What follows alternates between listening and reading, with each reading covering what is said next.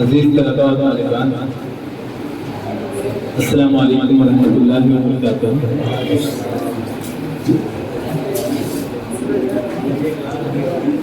رائلسیما علاقہ رائلسیما آندھرا پردیش سے کئی رسالے کئی اخبارات شائع ہوئے اور پھر بند بھی ہو گئے۔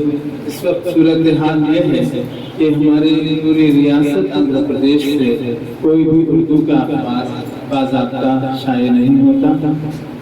یہ اب گزشتہ دنوں حکومت آندھرا پردیش نے اردو کو دوسری سرکاری زبان کی حیثیت سے موقف دینے کا جو فیصلہ کیا ہے، اس میں ہمارے محترم سید ہدایت اللہ صاحب کی مساعی بھی شامل ہیں۔ میں ان کو مبارکباد پیش کرتا ہوں اور ہماری کوشش ہے کہ آپ کی سرپرستی میں ایک رسالہ یا جریدہ کوئی نکلنا چاہیے، وہ پرنٹ نہ ہو بھی کوئی حرج نہیں، on line who, what's app per circulate کیا جائے، ایسا بھی ہو تو اس کے لیے ہم سب موجود ہیں، ہم سب آپ کے ساتھ ہیں۔ اور ہمارے ہدایت اللہ صاحب جو ہیں انجمن ترقی اردو کے ہمارے جو ہے سرپرست ہیں اور معتمد عمومی ہیں، اور ان کی قیادت کو ہم سب تسلیم کرتے ہیں اور ان کے چشم و ابرو کے اشارے پر ہم سب کام کرتے ہیں۔ تو ہدایت اللہ صاحب کی خدمت میں خواہش ہے کہ آپ اس سلسلے میں تھوڑا توجہ فرمائیں۔ ہمارے پاس کڑپا سے ایک رسالہ ماہنامہ سلوک کے نام سے جاری ہوا، جو ادبی تھا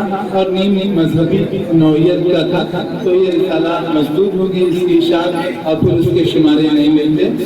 اور پھر سبستان ایک ادبی جریدہ جو کہ کڑپا سے شائع ہوتا ہے، یہ جو ہے معیاری انتخاب پر مشتمل ہوتا ہے۔ اور پھر ایک رسالہ ارتعاش کے نام سے، جس کے مدیر ظہیر دانش عمری ہیں۔ دانش صاحب سے میں خواہش کروں گا کہ پرنٹ ایڈیشن نہ چاہیے، آن لائن کم از کم آپ اس کو جاری رکھیں۔ ابنائے قدیم جامعہ دارالسلام عمر آباد نے جو صحافت اور ادبی صحافت میں کام کیا ہے، اس میں تو ہمارے بہت سے ایسے فضلاء ہیں جو بہت نام رکھتے ہیں۔ مولانا ابوالبیان حماد صاحب عمری حفظہ اللہ ہے، انہوں نے جو ہے کئی اخبارات، کئی ہفتوار، کئی رسالے جاری کیے۔ وہ یہ سب جو ہے ہماری ادبی تاریخ کا حصہ ہے، کیونکہ یہ سب جو ہے ادبی اور جو ہے سماجی اصلاحی نوعیت کے جرائد ہوا کرتے تھے۔ ابھی ابنائے قدیم جمعیت ابنائے قدیم جامعہ دارالسلام عمر آباد صدر کی جانب سے ماہنامہ رہبر گزشتہ 7 سال سے پابندی سے ہر مہینہ شائع ہوتا ہے۔ اس کی سہولت کی ہے خاص بات کہ پرنٹ نہیں کیا جاتا، بلکہ یہ آن لائن ایڈیشن ہے اور تمام واٹس ایپ میں اور فیس بک پر اور جو ہے اس میں اپلوڈ کر دیا جاتا ہے۔ تو یہ ایک ایسا سلسلہ ہے، اس میں مصارف بھی نہیں آتے۔ جب مصارف کی بات آتی ہے تو ہمارے اچھے سے اچھے رسائل اور اخبارات جو ہیں وہ شائع ہوتے ہوتے اس کی سیاست بند ہو جاتی ہے یا مالیے کا مسئلہ پیدا ہوتا ہے۔ کرنول ریاست آندھرا پردیش کا ایک اہم ادبی مرکز رہا ہے، تو وہاں پر جو ہے کرنول ٹائمز اور اس کے بعد ماہنامہ شاہین اور پھر اس کے بعد خاص طور پر ماہنامہ پیکرے خوشبو شائع ہوا۔ پیکرے خوشبو کے مدیر تھے یونس انجم عمری، یہ اس کے مدیر تھے، اور اس کے کاتب تھے ہمارے محترم جناب محمد اسماعیل فوج صاحب۔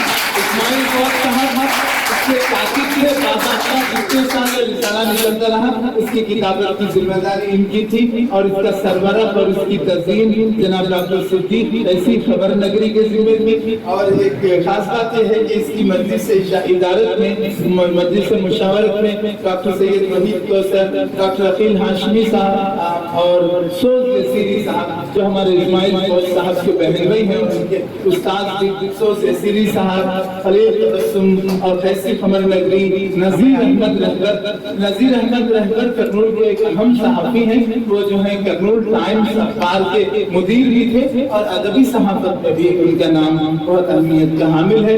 اور شیخ یوسف جمیل جامعی وہ بھی اس ادارت میں شامل تھے، اور ڈاکٹر سید عبداللہ قادری صاحب، ڈاکٹر عبداللہ حسین باشا قادری صاحب بھی اس میں شامل تھے۔ حافظ اسماعیل عمری بھی کرنول کے تھے، وہ بھی اس میں شامل تھے۔ ان سب لوگوں نے ماہنامہ پیکر خوشبو کو ایک اچھا ادبی معیاری جریدہ بنا دیا تھا. اس کی اشاعت 1986 بلکہ یوں کہا جائے 1985 کے اواخر سے نکلنا شروع ہو گیا تھا اور پھر 1988 تک یہ مسلسل شائع ہوتا رہا. کبھی کبھی اگر مالیے کے مسائل یا کچھ ہوتے تو 2 مہینوں کا شمارہ ایک ساتھ یعنی تاخیر کے ساتھ